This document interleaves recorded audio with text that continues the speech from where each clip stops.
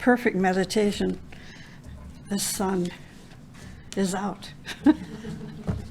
Someone told me the other day that Arizona is the wettest state in the Union. Keep in mind, Arizona is a desert. When I was driving over to Isvara this morning and I was looking at the mountains, I call them mountains, some people call it a hill, and there was green hills, so beautiful. Anyway, it was a lovely meditation this morning. This morning I'm going to be talking about spiritual development and improvement.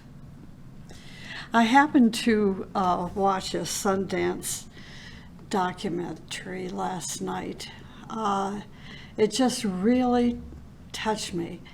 And it was, I think it'll tie into this morning's talk about spiritual development. This was a documentary. It was short, about half an hour long, I guess, about a woman whose name was Alice Hertz Sommer, Sommer. And she was the oldest living survivor of the Holocaust. When they interviewed her for this documentary, she was 109 years old. And she died at the age of 110 in, I think it was 2014.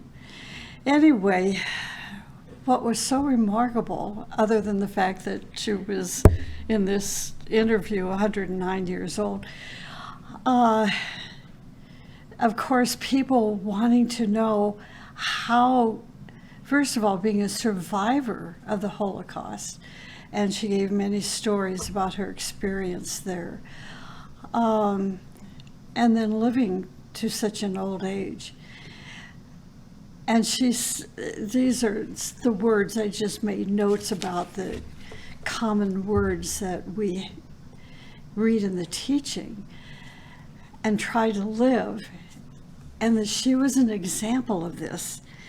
And she said, well, let me back up a minute. There's so many stories and I don't have time to share it, but she talked about how every single day is beautiful. Every single day is beautiful. Now, she was a pianist, a musician, and so that's what kept her alive, and her son alive in the Holocaust.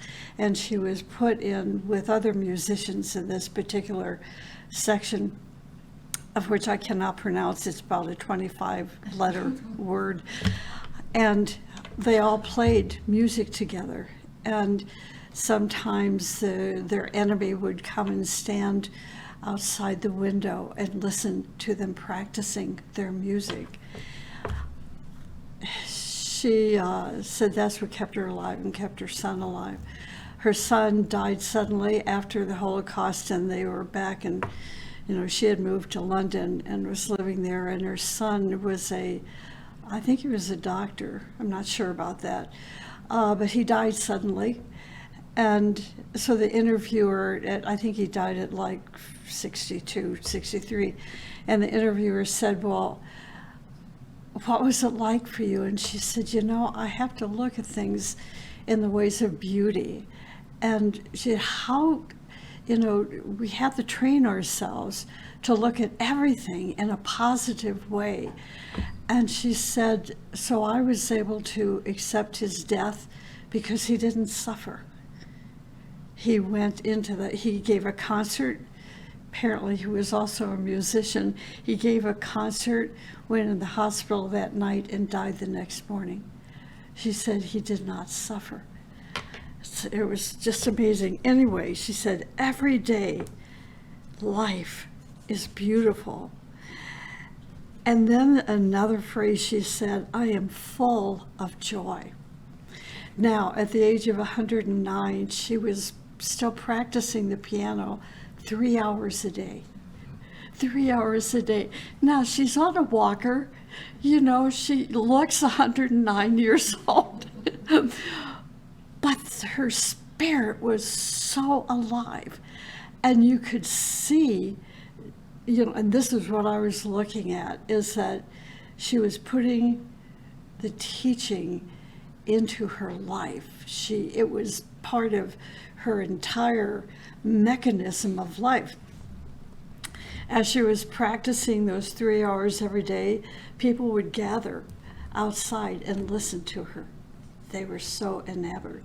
She talked about Beethoven, about the life of Beethoven. She loved Beethoven, and how she said he was, an incredible human being. And then she went into the reasons that we all know about Beethoven's life, but she was so enamored of him and some of the other composers. Anyway, there's so many stories, but let me wrap it up with this. The three things. Every day, life is beautiful. This is something for us to think about and to experience. The next phrase, I am full of joy. Now, keep in mind, she's got this walker, and she's walking in to this very small apartment, and she says, I am full of joy. And then she quoted a philosopher that was so significant to her. She didn't give the name of the philosopher. She said, but this philosopher told her the three most important things in life: peace, beauty, and love. Anyway, I was so touched by her. The name of that documentary is called A Lady in Number 6. A Lady in Number 6. And if you have Sundance on your Prime Video account on Roku, you can see it. So here we go. Spiritual development and improvement.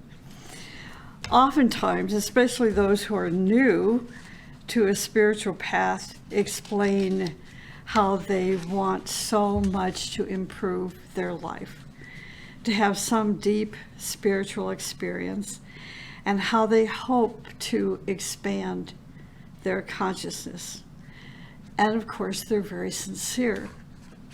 Yet when they are asked how they are making these things happen, they admit that it is pretty difficult. They almost immediately find interferences and obstacles and challenges blocking their way. And it's like Alice in the story, as she was describing her life. She said, you only discover what's important in your life when you're old. And I thought, probably that's true, because we've gone through the excitement of life and the challenges and trying to be this and that, and finally we're at the last part of our life, and now we're distilling what is the most important thing. But she talked about her obstacles and her challenges not as blocking her way, but as opportunities for her to grow. It's sort of like, is the glass half empty or half full? It was so beautiful. So one of the very first steps taken in spiritual development and improvement is to determine, to ask ourselves if this or that task is important enough to give it its needed time and energy. Not only giving it some of our time and energy, but our best time and best energy. So what does this mean? Some aspirants say that they are so tired by the end of the day that they do not have the teaching, or they don't have the energy to study class materials, or to read a chapter from the teaching, or to participate in the class. Others will say that even though they had hoped to give time to their meditation, or to reading, or to studying, things at work or at home prevented them from doing so. So the teaching tries to tell us, or tells us, we try to hear it, try to understand it. The teaching tells us to develop concentration. Don't waste your time. Have a sense of direction. And this is why I wanted to bring this story in of Alice, because it was she was a living example of what the teaching says. So where she was still practicing the piano 3 hours a day, she was also practicing the piano when she was 4 years old, 3 hours a day. That was her direction. She was a professional. She played on stages and gave concerts and hobnobbed with really important musicians and composers, and had a humility at the age of 109, which was remarkable. So the point being is that she didn't let the external environment distract her from her purpose, from her sense of purpose. There's a wonderful story in an Agni Yoga verse that is found in the book Heart, verse 97. It says, after 2 weeks of apparently superficial striving, a man comes to the conclusion either that he is unfit or that the higher world does not exist. Whereas the very same man will tell his servant after a year of service, a year is too short, I cannot give you a raise. Even in common earthly affairs, people understand the significance of dates. It is difficult to speak to those who have not matured in heart. This is an important part of the verse. It is difficult to speak to those who have not matured in heart or have succeeded in extinguishing the heart. It would seem that the fires of the heart are very natural and simple in manifestation, but long periods are needed in order that this understanding, which links the lowest with the subtle world, may have become evident in the physical world. There are very few, the verse says, there are very few who strive to become citizens of the universe. This title demands numerous cares, observation, vigilance, and primarily an indomitable striving. So that's telling us that spiritual improvement never stops. We must still practice 3 hours a day, even if we're 109 years old. Spiritual improvement and perfection does not happen overnight or in 2 weeks, nor is perfection reached in a year's time. Improvement and perfection are achieved in stages, not all at once. In order to improve, striving is required. And in striving, we need to put our energy where it is most needed. Again, remember today's talk is spiritual development and improvement. This is not a talk for everybody. Some people, when they reach the age of 50 or the age of 70, say, I'm done. I've accomplished what I wanted to do, and now the rest of my life I'm going to retire. I'm going to rest. I'm going to travel the world or whatever. But that's not the life of a disciple. And that's what this is all about, spiritual improvement. Spiritual improvement. It's like I watched another movie on Sundance. it took place just outside of Tibet. In fact, I was so excited because they showed in this movie a location where I was in Sikkim, and they showed an entrance. They showed the entrance to Sikkim. The only difference is when I was there were armed guards with rifles on their shoulders, and they did a pat down and things like that. But the whole entrance to Sikkim was still there, the brightly colored arch, red arch. And anyway, what was so cool about this movie is that it was about the life of this little boy. He was a Rinpoche, or at least they all thought he was, because he remembered the monastery that he was a High Lama in, and where it was, and so on and so forth.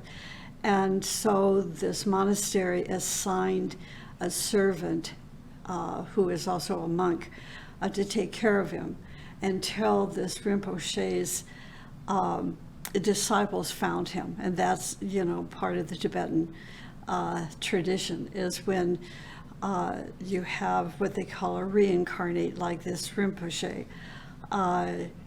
One of the solid proofs that they are a Rinpoche is that the disciples begin to look for him and find him.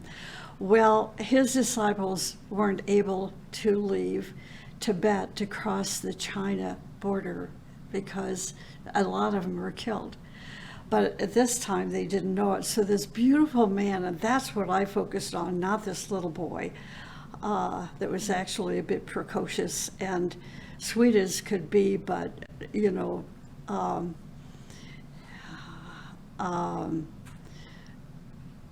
enjoyed being treated royally until he was kicked out of the monastery because his disciples never came to find him. So he was kicked out, but my focus was on his servant.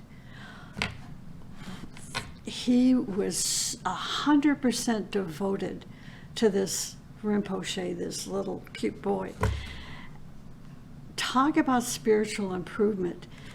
This Lama, and I don't know his name, was totally engaged in service with this young boy. He was a doctor, and so when they ran out of money, he would leave for a week. He had taught the boy how to cook and take care of himself. He almost burned their hut down at one of those weeks. And he went out and made some money for them and then came back. They went through the heavy snows of the Himalayas to go back to try to find the monastery. They never did get there, and the movie ended with the Lama saying goodbye to the Rinpoche because it was time for him to get a higher education. And they both cried, and the Lama walks away. It's like, what a life of service that he gave.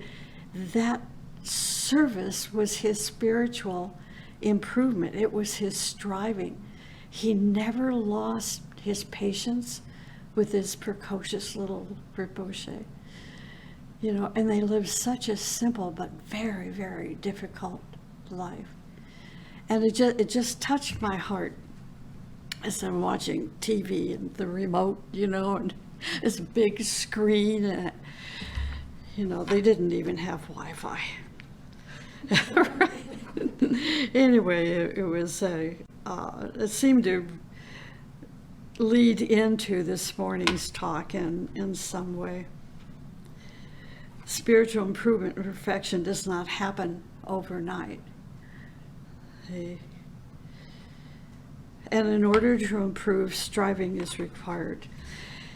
The teaching says improvement must be continuous, not sporadic.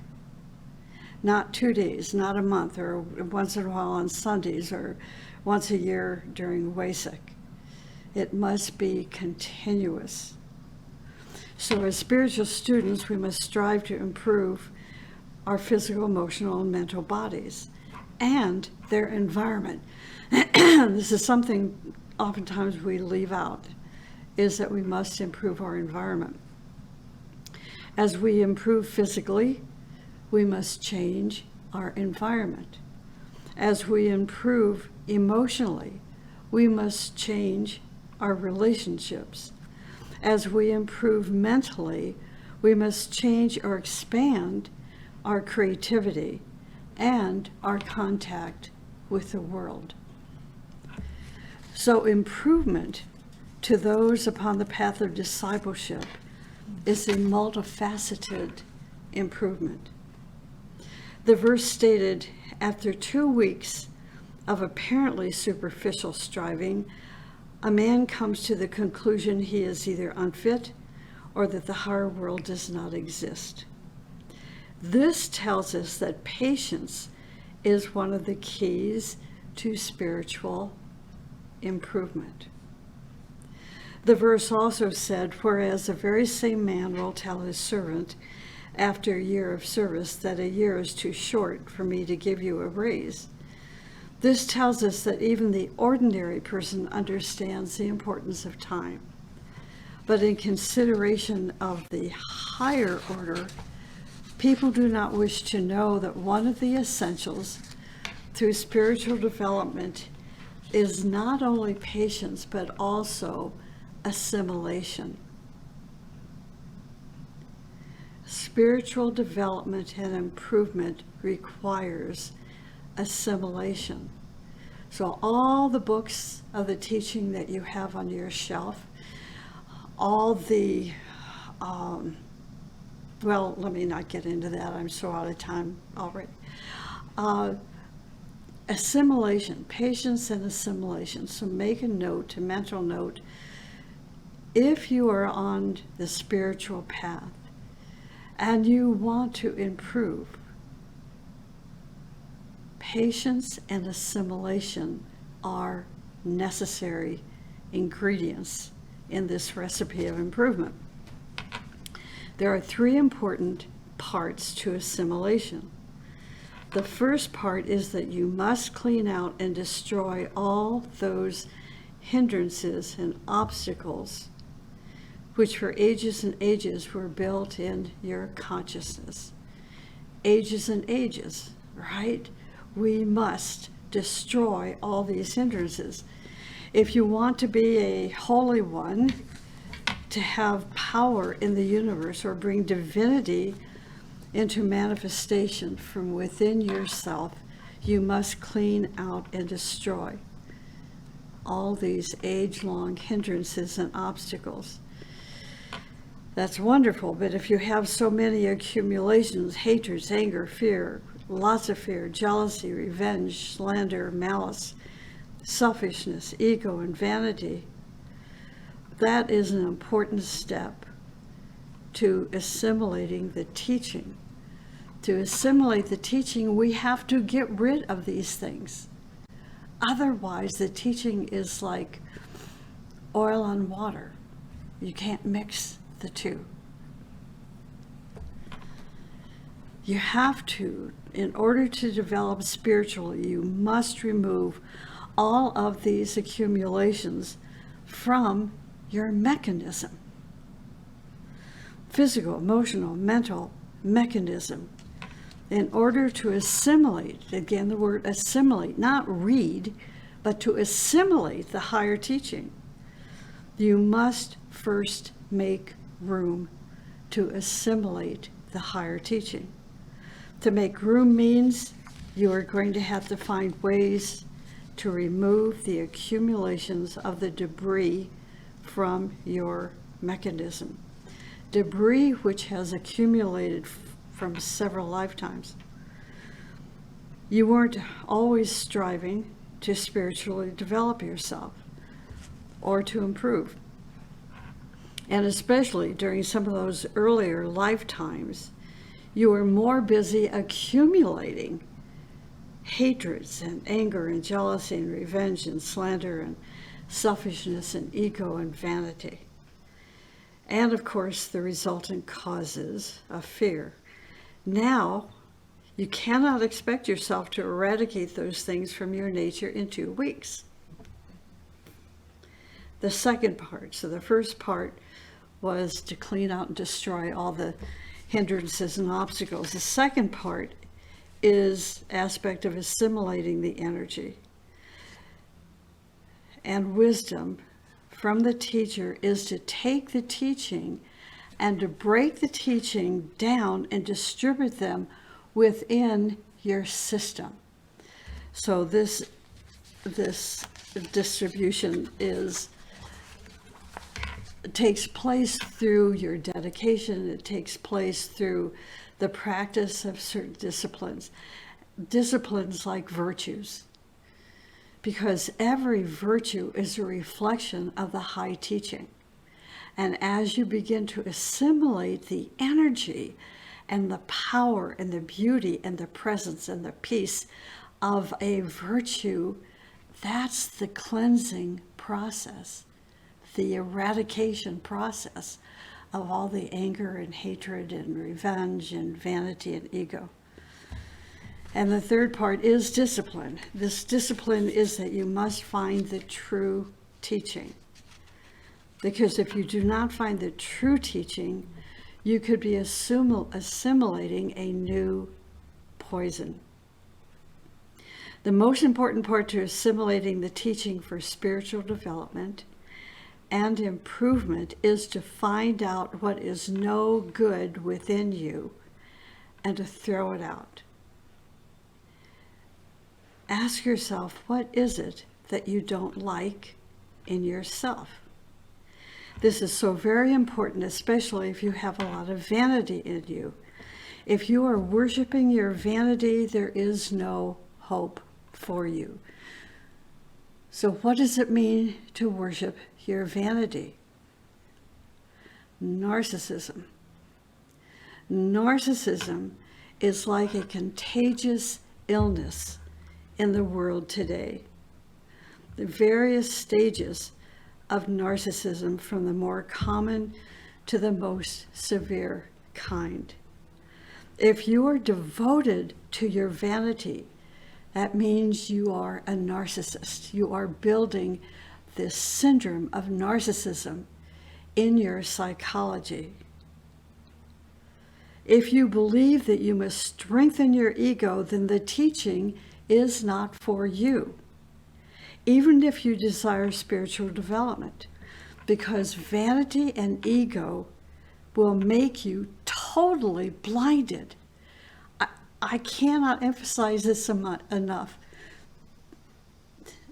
because I see it happening every single day, how ego and vanity blinds us in such a way that spiritual improvement is not possible. But if you can see these things within you, now that you want to change, now is the time to do it. Just do it. Now. Get started. Now. Change yourself. As you begin to change yourself and strive to create a new rhythm in your life, you will slowly have room for the great teaching to be distributed throughout your whole system. See, the reason I'm saying these things, it's like people when they learn about Agni Yoga, for example, and they've come from one teaching and now they're ready for a higher teaching. And they open a book of Agni Yoga and they say, no, this is beautiful, but I don't understand it. I can't study it. I can't comprehend it. I don't understand it. They haven't made room yet, see, for this great teaching to be distributed through their whole system, not just their intellect, but their mental, astral, physical, etheric system. A distribution which will occur if they are ready, if the person is ready to assimilate a high teaching. The goal of assimilation is to be a healthy human being, healthy physically, emotionally, healthy mentally, healthy spiritually. To be healthy means to remove all contradictory activities from our body, our mechanism, in order to make it harmonious and progressive. You must have an activity that is harmonious and progressive. Thus, Alice, living so old and still practicing the piano, no longer on stage, just practicing because it's so beautiful and gave her joy. We must have an activity that is harmonious and progressive. This is called striving. But if it is not progressive, you can be, as the teaching says, a harmonious corpse. Assimilation asks for change. It requires cleansing. Our minds need cleansing. Our character is full of things that are not good for us. When we see these things, our light then increases. As your light increases, you will find such ugly things that you will be startled. There is a spiritual teacher who is almost blind from cataracts. Each time I would visit his house, it would be so dirty, yet he didn't seem to mind. I would do his dishes and clean his kitchen and vacuum and things like that. And he would be grateful, but he never saw the piles of dirt or dust that had accumulated for such a long time, the mildew and mold that was building, because he lived in the tropics. If I visited him late in the afternoon or early evening and turned on the light would reflect the dust and the mildew and seem to act like a focused lens, that light. You could not pretend it was not there. It is much the same way when our inner light increases. It places a focus on the areas that need the most immediate cleansing. We are blind-like to the dirt that is within our nature. But as our light increases, it cannot be missed. The dirt cannot be missed. As your light increases, you find out that there are some very repugnant things in your nature, more than you ever thought possible. Your life today reflects what you were in your past.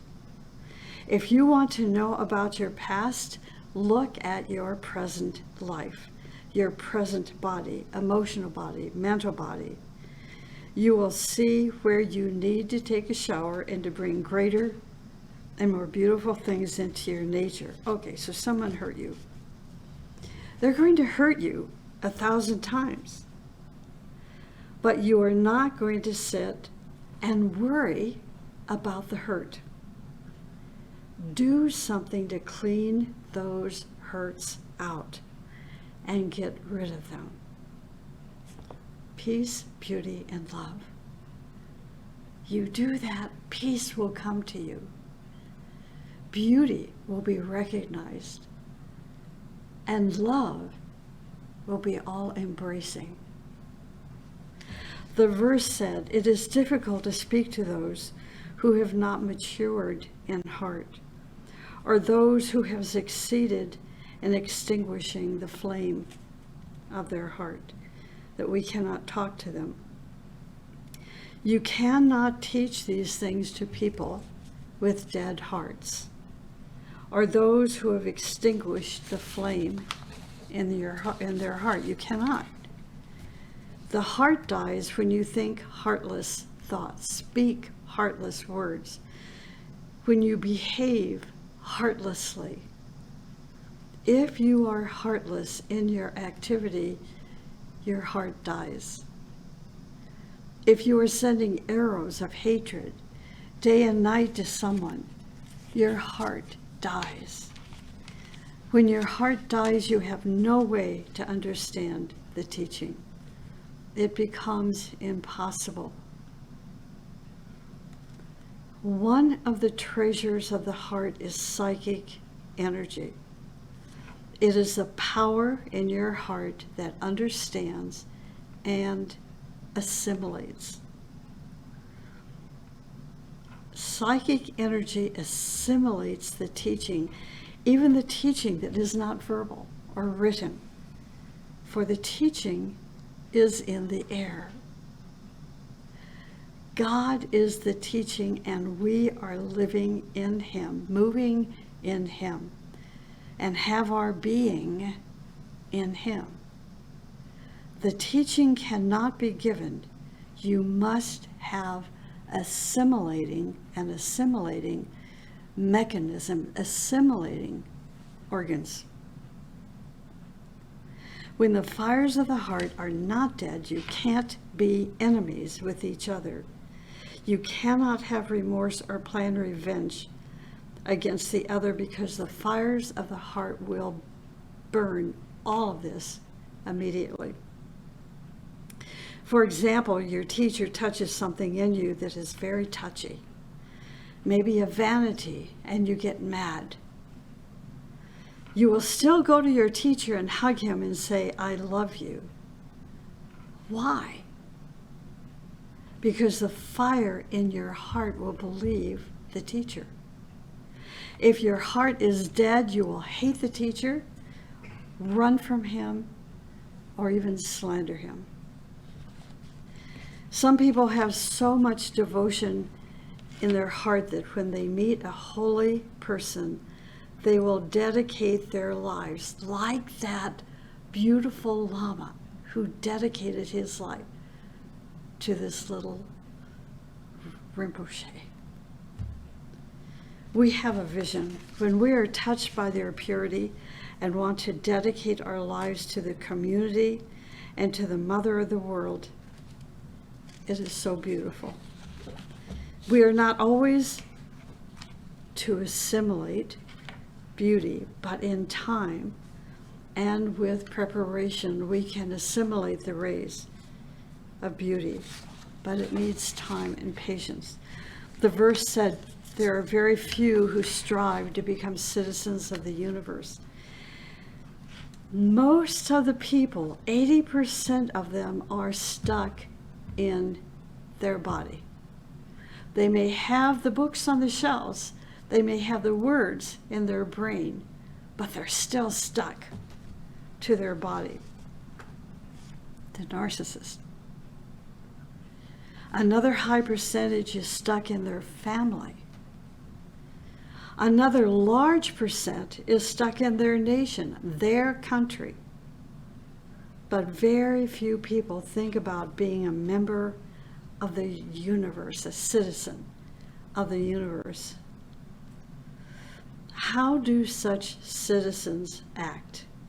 They act in all-inclusive ways, in peace, in compassion and love, and in breaking through their obstacles and touching the core in them in which the universe exists. Spiritual improvement requires that we dedicate our life in such a way that we will eventually become a fully bloomed flower, a chalice. Spiritual improvement requires striving. Striving is annihilation of the past and a building of the new, annihilation of your habits and stupidity. You must find ways, we must find ways to dismantle everything that is limiting us. Not all at once, just little by little, year after year, and then strive toward self-perfectment. It is a battle, but you can do it. Why is it such a battle? Because we are so identified with these things. Once we recognize these things, then the next step is to strive to replace the old with something new and most beautiful. Soon all that hatred that you had toward that person who hurt you so badly, the chair of hatred that it's called, will be replaced. And with a most magnificent chair. It's like we have this beautiful chair here that is a reserved space for the master. But this is an image, a symbol, that we're going to replace the old with the new. So oftentimes, we were the one who did the hurting. We will worry, we will cry, we will agonize over it all, and even be sorry for what we did. But to get rid of all of these things, we have to be incredibly clever in finding a way to become someone most beautiful and to strive toward those ways. The more you identify yourself with the new and beautiful, the less the old stuff, the less you are stuck to your old furniture. Soon we are going to be in a higher consciousness. You are assimilating the teaching. You are developing and improving yourself. And let me close with this. The question is this: what distinguishes the flame of the heart? The answer: it is love, compassion, enthusiasm, trustworthiness, friendship, especially friendship. This reminds me when our teacher Torquem was in his last days, and his last membership meeting that we were all there attending, and he said the most important thing in your life is friendship. There's a man that has written over 150 books on the teaching, and cosmos and cosmology and the rays and so much more. And he said the most important thing is friendship. Can you say that you have a friendship that has lasted more than 10 years? Then you are lucky. Friendship. The heart might hurt a little by something your friend did, but you still remain friends. A friend who sticks by you no matter what. How many people told you they loved you and then disappeared one day?